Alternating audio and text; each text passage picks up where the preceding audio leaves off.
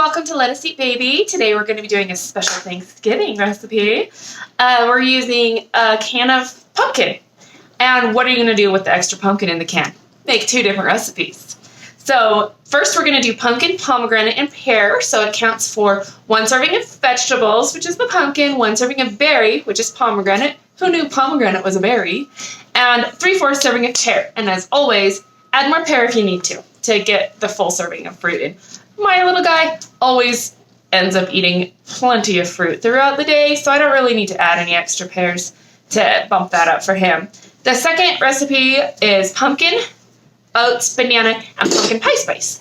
This one is a little bit more concentrated, so it has 1.5 servings of pumpkins, 3/4 serving of banana, 1.5 serving of whole grains, which is the oats, and you can check that box on the Daily Dozen for spices.